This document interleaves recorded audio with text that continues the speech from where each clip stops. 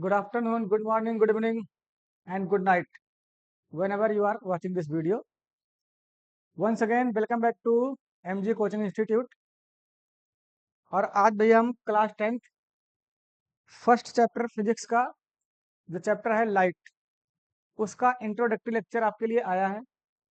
Introductory lecture में हम सबसे पहले देखेंगे व्हाट इज लाइट। लाइट क्या है, ठीक है ना। आप लोगों ने रटा होगा light is a form of energy.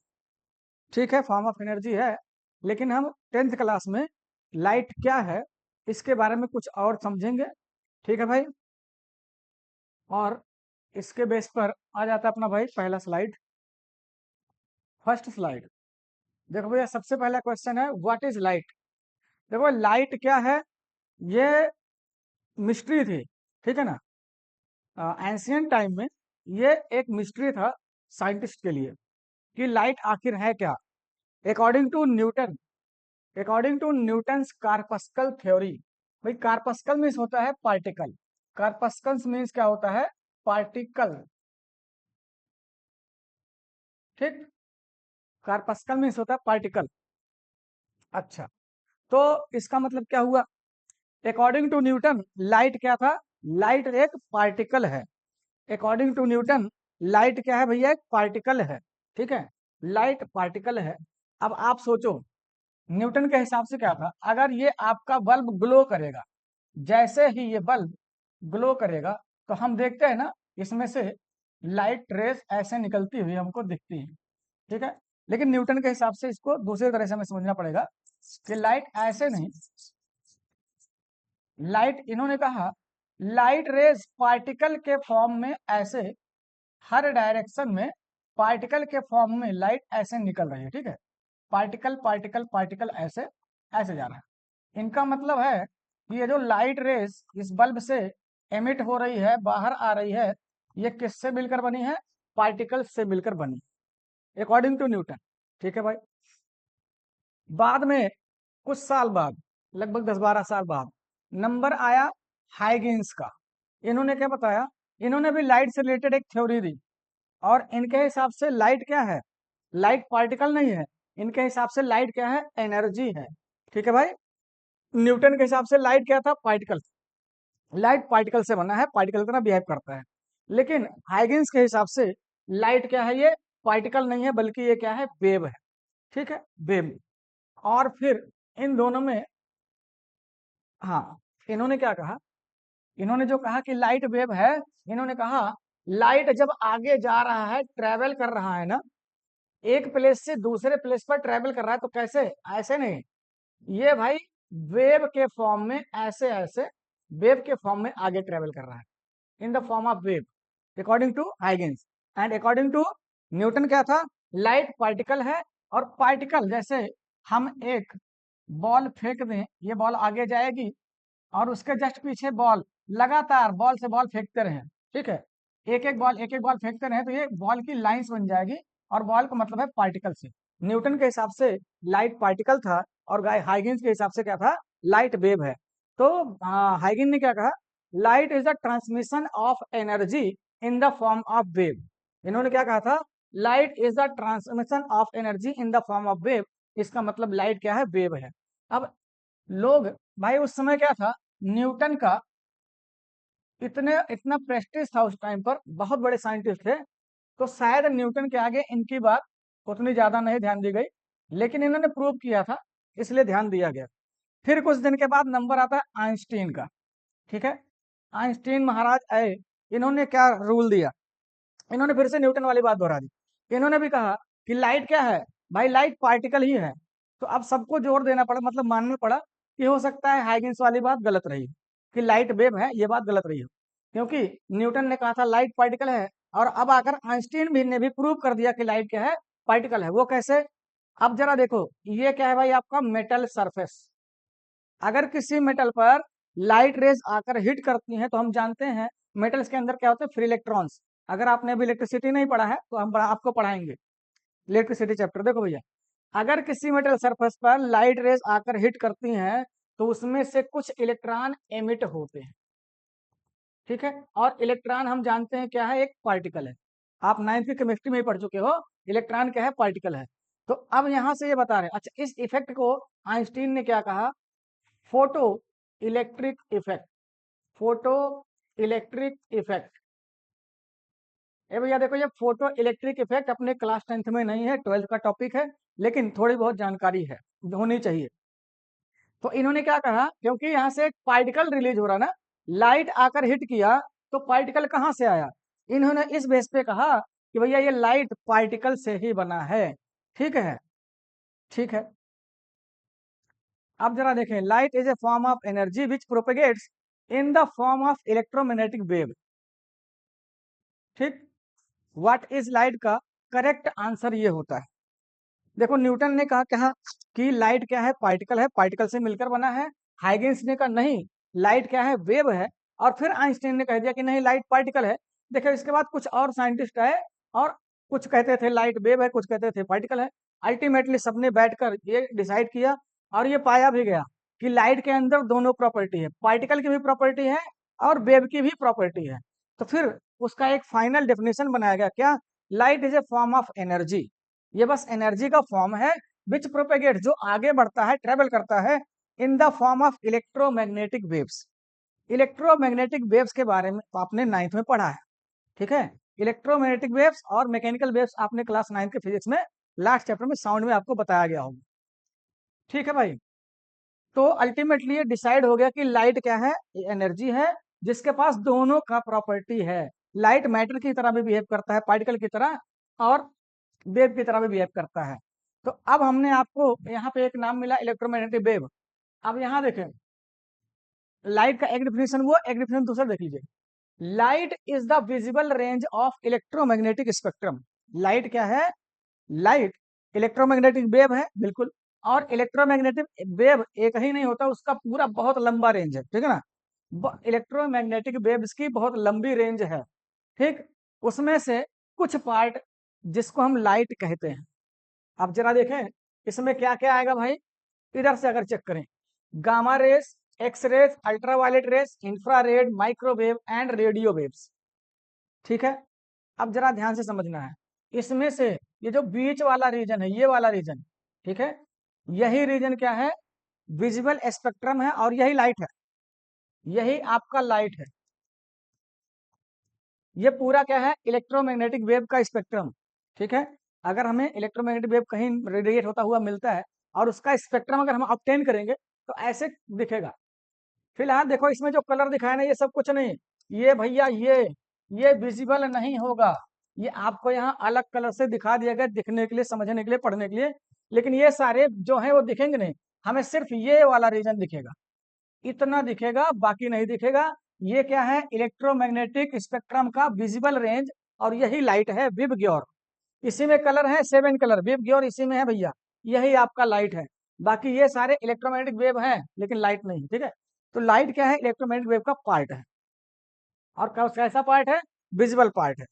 ठीक है, अब जरा इसमें देख लें, अगर हम इधर से इधर जाते हैं तो फ्रीक्वेंसी बढ़ती हुई नजर आ रही है, वेव की फ्रीक्वेंसी आपने पढ़ा होगा 9th में, और इसका जो वेवलेंथ है डिक्रीज होता हुआ दिखेगा, है ना। मतलब अगर इस सीक्वेंस में आप याद करो, रेडियो, माइक्रो, इंफ्रा, और इसके बाद light, UV, X ray and gamma rays, या इधर से भी याद करो, जैसे मर्जी याद करना है, जिस तरह से आप याद करो तो उसी हिसाब से इसको दिमाग में रखना। आप इधर जाओगे तो वेवलेंथ डिक्रीज हो रहा है, लेकिन इधर ही जाने पर इसकी जो फ्रीक्वेंसी है वो इंक्रीज होती जा रही है। चेक कर लो भाई, यहां देखो, इस वाले, सॉरी, इस रीजन में देखो तो वेवलेंथ ये रहा, ठीक है, और इस वाले रीजन में ये रहा वेवलेंथ, थोड़ा सा तो कम हुआ ही है।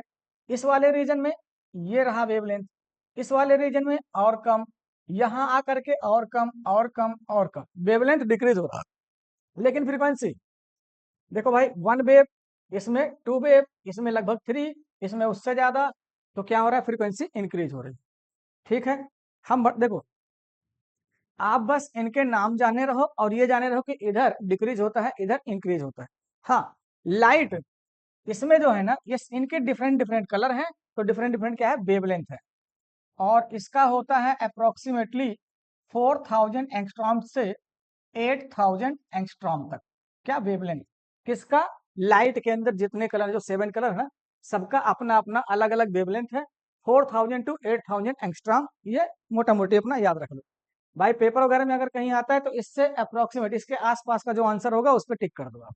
ठीक है, नेक्स्ट स्लाइड पे आपके लिए क्या है, इलेक्ट्रोमैग्नेटिक वेव क्या होता है। इलेक्ट्रोमैग्नेटिक वेव क्या होता है? Electromagnetic wave are made up of electric field and magnetic field. अब देखो भैया, इलेक्ट्रिक फील्ड और मैग्नेटिक फील्ड आप नहीं पढ़े हो, क्लास 10th के साइंस में ही पढ़ना है, कोई बात नहीं। फिर से देखें, इलेक्ट्रोमैग्नेटिक वेव क्या होता है। Electromagnetic wave are made of electric field and magnetic field that oscillates perpendicular to one another and to the direction of wave motion. इसको हम ऐसे समझें 3D में, ठीक है।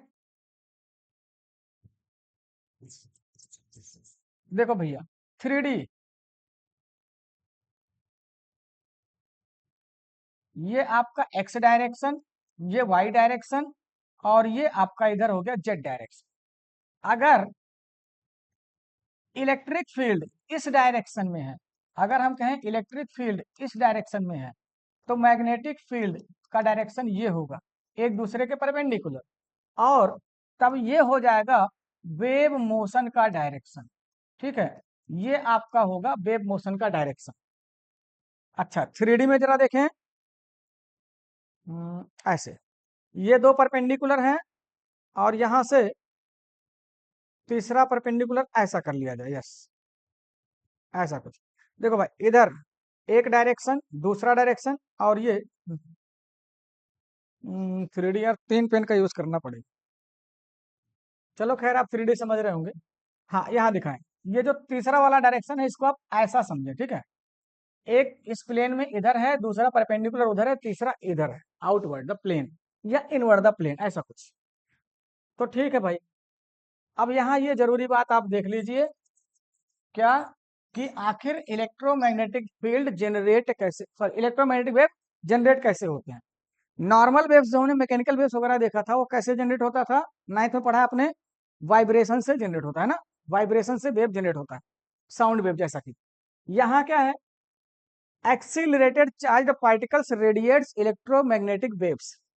देखो भाई, इलेक्ट्रिसिटी वाला चैप्टर जब पढ़ेंगे तो वहां आपको बताया जाएगा, अगर कोई चार्ज पार्टिकल हमारे पास है, चाहे पॉजिटिव या नेगेटिव, ये अपने चारों तरफ क्या बना लेगा, एक इलेक्ट्रिक फील्ड बनाएगा। और ध्यान रहे कि ये कहाँ है, रेस्ट पर है। लेकिन अगर कोई चार्ज पार्टिकल जो कि मोशन में आ जाए, अगर वो मोशन में होगा, तो ये अपने around electric field as well as magnetic field दोनों जनरेट करेगा। ठीक है, अगर कोई चार्ज पार्टिकल रेस्ट पर है तो वो अपने अराउंड सिर्फ इलेक्ट्रिक फील्ड जनरेट करता है, लेकिन अगर कोई चार्ज पार्टिकल मोशन में हो तो अपने अराउंड इलेक्ट्रिक फील्ड और मैग्नेटिक फील्ड जनरेट करता है। लेकिन ये मोशन कैसा होना चाहिए, यूनिफॉर्म मोशन। लेकिन अगर वही चार्ज पार्टिकल एक्सीलरेटेड मोशन में होगा, मतलब एक्सीलरेट कर रहा होगा, तब ये अपने चारों तरफ क्या बनाते हुए चलता है भैया, इलेक्ट्रोमैग्नेटिक फील्ड बनाता हुआ चलता है, और जिसमें इलेक्ट्रोमैग्नेटिक वेव्स जनरेट होती। ठीक है, देखो यहाँ ओसिलेट लिखा गया, इलेक्ट्रिक फील्ड इधर चल रही है ऐसे ऐसे, और मैग्नेटिक फील्ड ऐसे ऐसे जा रही है, और वेव तुम्हारा इस डायरेक्शन में ऐसे चल रहा है। ओसिलेट होती है मतलब वाइब्रेट करेगी ये इलेक्ट्रिक फील्ड, और ये मैग्नेटिक फील्ड ऐसे ऐसे, और वेव इधर आगे बढ़े। तीनों में जो डायरेक्शन होता है ना, तीनों एक दूसरे के परपेंडिकुलर, जिसको कहते हैं म्यूचुअली परपेंडिकुलर। बढ़े आगे, ठीक है भाई। अब हम देखेंगे प्रॉपर्टीज ऑफ लाइट, है ना, प्रॉपर्टीज ऑफ लाइट। हमने 9th में लाइट क्या है पहले तो समझ लो, लाइट क्या है, इलेक्ट्रोमैग्नेटिक वेव है। तो भाई 9th में आपने मैकेनिकल वेव को देखा था, उनको क्या चाहिए, मटेरियल मीडियम चाहिए। मटेरियल मीडियम चाहिए किस लिए, टू प्रोपेगेट, आगे बढ़ने के लिए। लेकिन ये लाइट जो है या कोई भी इलेक्ट्रोमैग्नेटिक वेव, उसको आगे बढ़ने के लिए जरूरी नहीं है कि मटेरियल मीडियम हो, वो वैक्यूम में भी ट्रेवल कर सकता है। इलेक्ट्रोमैग्नेटिक वेव, लाइट भी हमारा इलेक्ट्रोमैग्नेटिक वेव है, तो लाइट क्या करता है, वैक्यूम में भी चल सकता है, मटेरियल मीडियम में तो चलेगा ही, लेकिन वो मीडियम कैसा है, ट्रांसपेरेंट होना चाहिए, ट्रांसलूसेंट नहीं, और वैक्यूम में भी चल सकता है। अच्छा, फिर बात आती है कि जो लाइट की स्पीड है ना भाई, लाइट की स्पीड है, वो वैक्यूम में जो स्पीड है, स्पीड ऑफ लाइट कितनी है? 3 × 10⁸ मीटर पर सेकेंड, इस स्पीड से लाइट चलती है। लेकिन ये स्पीड कहाँ है? वैक्यूम में है। और ये स्पीड जो है, ये मैक्सिमम स्पीड है लाइट की, ये लाइट की मैक्सिमम स्पीड है। यहाँ आपको नोट में लिख दिया गया है कि अदर मीडियम में लाइट की स्पीड इससे कम होगी, स्लोअर होगी, वैक्यूम में फास्टेस्ट है। ठीक, सबसे तेज लाइट चलती है वैक्यूम में, उससे थोड़ा स्लो चलती है एयर में, उससे भी थोड़ा स्लो चलती है कहाँ भैया? ग्लास डायमंड में, फिर उससे थोड़ा स्लो ग्लास में, उससे थोड़ा स्लो एयर में। आगे देखा जाएगा। अगला, light travels in a straight line, लेकिन जरूरी क्या है? होमोजेनस मीडियम में। होमोजेनस मीडियम मतलब, होमोमस क्या होता है? सेम, है ना। होमोजेनस मीडियम मतलब अगर सेम मीडियम है तब तो लाइट स्ट्रेट चलेगा। देखो, आप हो सकता है बुक में आपके ये वर्ड ना लिखा हो सकता है आपके बुक में ये वर्ड होमोजेनस मीडियम ना लिखा हो, आपको सिर्फ इतना ही लिखा हो light travels in a straight path. ठीक है, कोई दिक्कत नहीं, लेकिन ये चीज आप ऐड करो। होमोजेनस का मतलब ये है, अगर मान ले हम यहाँ एयर है, एयर में लाइट रे चल रही है ना भाई, तो जब तक इसको ये एयर में चलता रहेगा, जब तक ये एयर में चलता रहेगा, तब तक इसका पाथ चेंज नहीं होगा, ये सीधा ही चला जाएगा। लेकिन अगर मान लो ये लाइट पहले एयर में आ रही थी और यहाँ से मीडियम चेंज हो गया, यहाँ से मीडियम तुम्हारा वाटर या कुछ ग्लास कुछ भी आ गया, तो इसका बाबू रास्ता हो जाएगा चेंज। देखो, ये सीधा जाने के बजाय थोड़ा सा बेंड हो जाएगा, इधर उधर किधर, आगे नेक्स्ट लेक्चर्स में हम लोग पढ़ा करेंगे किधर होगा, कब होगा, क्यों होगा, सबके रूल्स हैं। लेकिन अभी आपको इतना ही देखना है, जब तक मीडियम चेंज नहीं हो रहा है, पाथ ऑफ लाइट चेंज नहीं होगा, मतलब वो स्ट्रेट सीधा जाएगा। और जैसे ही मीडियम चेंज हो गया, जैसे ही मीडियम चेंज होगा, लाइट का पाथ चेंज हो जाएगा। फिर यहाँ भी एक कंडीशन आ जाता है, जानते हैं क्या? कई बार मीडियम चेंज होने पर भी light path of light change नहीं होता, बेंड नहीं होता, वो सीधे चला जाता है। जैसे हम मान लें ये मीडियम 1, ये मीडियम 2, ये लाइट रे आई यहाँ हिट करी और बिना बेंड हुए सीधे निकल गई। ये तभी होगा जब इसका रिफ्रैक्टिव इंडेक्स और इसका रिफ्रैक्टिव इंडेक्स क्या हो? सेम हो, इक्वल हो। अगर दोनों मीडियम का रिफ्रैक्टिव इंडेक्स सेम है तो पाथ ऑफ लाइट चेंज नहीं होगा। ठीक है, ठीक है भैया। और फिर क्या कह रहा है? लाइट चेंजेज इस path with the change in medium. खैर, ये तो बता ही दिया आपको, है ना। ये सारी चीजें हो गई। आगे बढ़ते हैं। यहाँ क्या है भाई? How do we see non luminous object? देखो, ल्यूमिनस ऑब्जेक्ट को तो हम देख सकते हैं क्योंकि ल्यूमिनस ऑब्जेक्ट के पास खुद की लाइट है, वो अपने अंदर से लाइट को खुद एमिट कर रही है। मान लो अपने आपके पास एक कैंडल है, आपके पास एक कैंडल है जो कि ग्लो कर रहा है। अच्छा, ग्लो कर रहा है तो यहाँ से लाइट एमिट हो रहा होगा, लाइट एमिट हो रहा होगा, और आपको ये लाइट, ये कैंडल दिख जाएगा। क्यों? देखो भाई, क्योंकि ये लाइट आपकी आईज में इंटर कर रही है, तब दिखेगा। हाँ, ये बात तो है। अगर मान लो आपके पास यहाँ कोई एक बॉक्स था, ठीक है, आपके पास एक बॉक्स था, अभी लाइट नहीं है, कोई लाइट नहीं है, बिल्कुल अंधेरा है, एकदम डार्क, ठीक है, तो ये ऑब्जेक्ट आपको विजिबल नहीं होगा। ठीक है, और कैंडल जलाते ही कैंडल भी दिखने लगेगा, ये बॉक्स भी दिखने लगेगा, ये तो दिख ही रहा है, ये भी दिखने लगेगा कैंडल जलाते ही, लाइट आते ही। तो अब आपके समझ में क्या आ रहा है कि किसी चीज को के विजिबल होने के लिए प्रेजेंस ऑफ लाइट जरूरी है। बिल्कुल सही बात है, किसी ऑब्जेक्ट के विजिबल होने के लिए प्रेजेंस ऑफ लाइट जरूरी है। विजिबिलिटी के लिए, किसी ऑब्जेक्ट की विजिबिलिटी के लिए भाई क्या जरूरी है? पहला, प्रेजेंस ऑफ लाइट। बिल्कुल सही बात, प्रेजेंस ऑफ लाइट ये कंपलसरी है। अब देखो, ध्यान से देखना, इस रूम में आपको ये बोर्ड दिख रहा है, मैं भी दिख रहा हूं, ये मार्कर भी दिख रहा है, इसका मतलब क्या? यहाँ प्रेजेंस ऑफ लाइट है। अभी जरा बताना, क्या अब मार्कर आपको दिख रहा है? नहीं दिख रहा है। क्या लाइट नहीं है? प्रेजेंस ऑफ लाइट है, यस, प्रेजेंस ऑफ लाइट है, फिर भी मार्कर हमको नहीं दिख रहा है। मतलब किसी भी ऑब्जेक्ट की विजिबिलिटी के लिए प्रेजेंस ऑफ लाइट के अलावा कुछ और भी जरूरी होता है। और वो क्या होता है भाई? बोलो, क्या होता है? उस ऑब्जेक्ट से लाइट रेज हमारी आईज में इंटर करें, चाहे वो खुद की लाइट रेज एमिट कर रहा हो, चाहे वो खुद की लाइट रेज एमिट कर रहा हो या किसी अदर सोर्स की लाइट रेज उस पर आके हिट करें और बाद में वहां से रिफ्लेक्ट बैक होकर के हमारी आईज में इंटर करें। अब ये दिख रहा है, अदरवाइज दिखेगा नहीं। जैसे ये मार्कर था ना, मैंने इसको पीछे कर दिया, ट्यूबलाइट की जो लाइट है वहां से जो कि निकल रही है इस पे पड़ रही है, लेकिन आपकी आईज में इंटर नहीं कर रही है, और मेरी भी आईज में इंटर नहीं कर, ना मैं देख पा रहा हूँ ना आप देख पा रहे हैं। तो दो चीजें होनी चाहिए भैया, प्रेजेंस ऑफ लाइट, और सेकंड उस ऑब्जेक्ट से लाइट रेज निकल कर आए हमारी आईज में इंटर करें। अब चाहे वो खुद की लाइट उनकी हो या दूसरे ऑब्जेक्ट की लाइट उन पे आकर हिट करे और रिफ्लेक्ट होकर के आए। देखो ये जो लाइट है ये एमिटेड लाइट है। ये कौन सी लाइट है? एमिटेड लाइट है, जो हमारी आईज में इंटर कर रही है, जो कैंडल से आ रही है। लेकिन ये वाली लाइट, ये कौन सी लाइट है भाई? रिफ्लेक्टेड है, रिफ्लेक्टेड लाइट है। नॉन ल्यूमिनस ऑब्जेक्ट हमको दिख रहा है ड्यू टू रिफ्लेक्टेड लाइट। ठीक है, तो यहां देखो due to reflection of light मैंने लिख रखा है कि अगर कोई ऑब्जेक्ट हमको विजिबल है, कौन सी? Non luminous. ल्यूमिनस वाली तो कैसे होगी? एमिटेड लाइट की वजह से। और नॉन ल्यूमिनस कैसे विजिबल होती है? Reflected of, reflection of light, reflected ray की वजह से। जब यहाँ से लाइट रिफ्लेक्ट होकर हमारी आईज में एंटर करेगी तो वो ऑब्जेक्ट हमको दिखेगा, अदरवाइज वो ऑब्जेक्ट हमको नहीं दिखेगा। अब एक टॉपिक ये आया है, what happens when light rays incident या कह लो फॉल्स ऑन ए सरफेस। जब कभी लाइट रेज किसी सरफेस पर आकर हिट करती हैं, इंसिडेंट करती हैं या फॉल करती हैं इस सरफेस पर, तब क्या होता है? तब भाई तीन फिनोमेना होते हैं, जानते हैं? तीन फिनोमेना। अगर कोई लाइट रे, सपोज ये, अच्छा एक बात पहले ही सुन लो भैया, ये तो आपने एट्थ में भी सुना होगा, समझा होगा।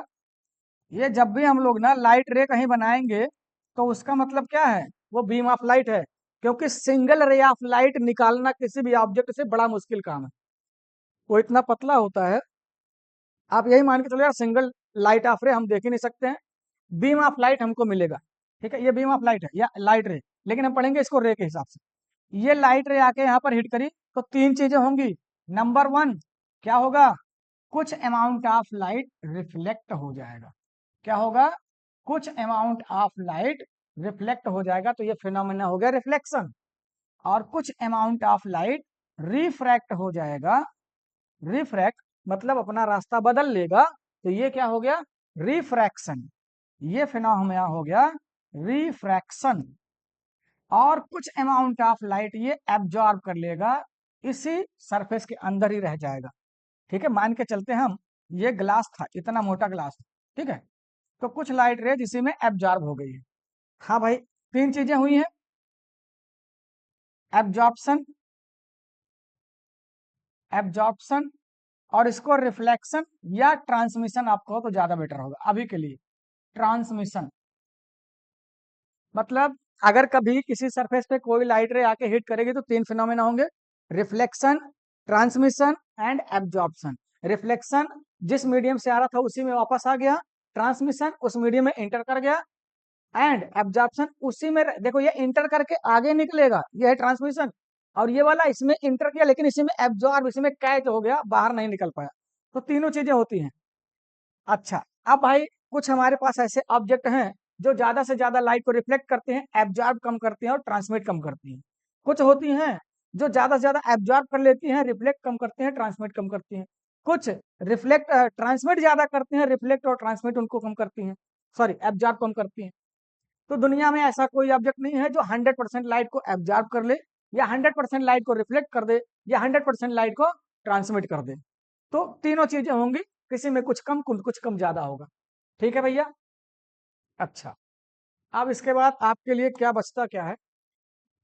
डुअल नेचर ऑफ लाइट, ये बड़ा इंपॉर्टेंट है भाई, ये पेपर में आता रहता है। Explain the dual nature of light, ये पेपर में आता रहता है। ठीक है, तो आप क्या करेंगे? आपने क्या देखा कि लाइट के पास मैटर यानी कि पार्टिकल की भी प्रॉपर्टी है और वेव की भी प्रॉपर्टी है। तो यही हमें बताना है, सिर्फ यही बताना है कि लाइट के पास पार्टिकल की भी प्रॉपर्टी है और वेव की भी प्रॉपर्टी है। तो आप लिखोगे कैसे? In some natural phenomena, light behaves like a particle, and in some other natural phenomena, light behaves like a wave. And this property of light is known as its dual nature of light. ठीक? This property of light is known as dual nature of light.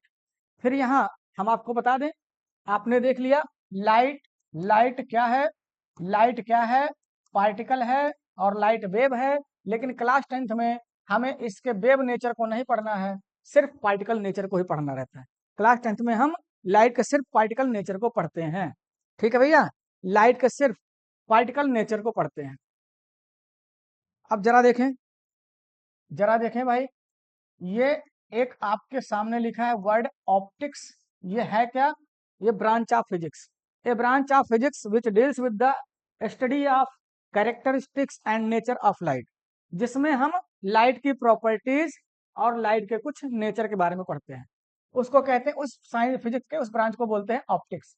और ये होता है दो part में, ये होता है दो पार्ट में। ऑप्टिक्स होता है दो पार्ट में। पहला क्या?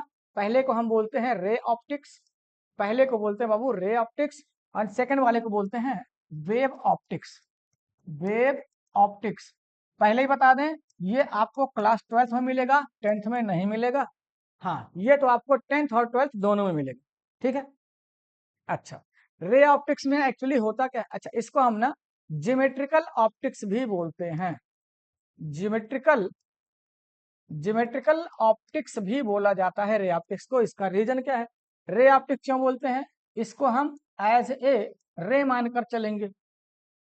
और ज्योमेट्रिकल ऑप्टिक्स क्यों बोलते हैं? क्योंकि हमने क्या कहा, क्लास 10th में क्या पढ़ना है, इसको हमें पार्टिकल मान के समझना है। और अभी आपको बताया पार्टिकल, अच्छा सॉरी, रे मानकर चलना है। और रे कैसे बना होता है? Particle particle particle. ठीक, हाँ, ज्योमेट्रिकल ऑप्टिक्स क्यों बोलते हैं इसको? क्योंकि इसमें laws of, laws of ray optics में लॉज ऑफ ज्योमेट्री, ज्योमेट्री की लॉज वैलिड हैं। ठीक है, इसीलिए इसको ज्योमेट्रिकल ऑप्टिक्स भी बोलते हैं। और यहाँ तो लाइट को हम 100% वेव मानकर चलते हैं। ये 12th में पढ़ना है, ये 10th में पढ़ना है भैया। अब देखो यार, इसमें होता है ना, दोनों में डिफरेंस क्या है? मेन डिफरेंस तो ये है कि जो इसमें होता है ना साइज, क्या? Size of object is greater than wavelength, wavelength of light. Light की जो वेवलेंथ है उससे कहीं ज्यादा, ग्रेटर एंड ग्रेटर, कहीं ज्यादा, बहुत बड़ी होती है साइज किसकी? ऑब्जेक्ट की। किस ऑब्जेक्ट की? जिस ऑब्जेक्ट के थ्रू, जिस ऑब्जेक्ट की हेल्प से हम लाइट के किसी भी फेनोमेना को, उसकी किसी भी प्रॉपर्टी का स्टडी कर रहे होते हैं, उस ऑब्जेक्ट की साइज लाइट की वेवलेंथ से कहीं बड़ी होती है, तो उसको हम ले आते हैं रे ऑप्टिक्स में। और जब कभी ऐसा हो कि जो साइज, साइज ऑफ ऑब्जेक्ट क्या हो, लेस कह लो than that of wavelength of light, lambda mean wavelength, wavelength of light, या हम कहेंगे कि कंपेरेबल होगा। कंपेरेबल मतलब लगभग बराबर या उससे छोटा होगा तब।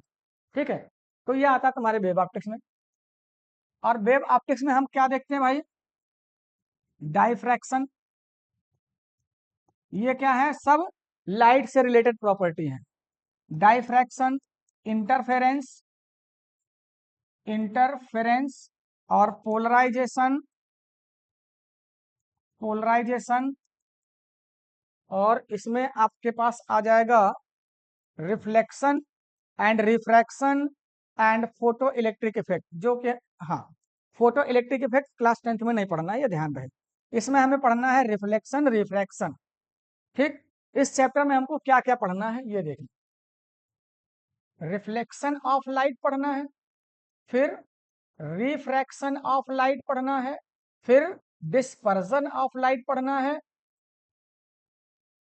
डिस्पर्जन, SION है, डिस्पर्जन ऑफ लाइट पढ़ना है। और एनसीईआरटी ने एक जगह डाइफ्रैक्शन वर्ड यूज कर लिया है, हल्का सा इसको डिफाइन करें, थोड़ा बहुत इसको भी देख लिया जाएगा।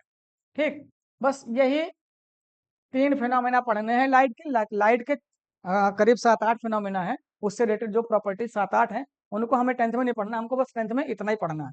ठीक, और उसके बाद इसका पार्ट 2 जो होता है लाइट चैप्टर का क्लास 10th में, क्या होता है? Human I and colourful word.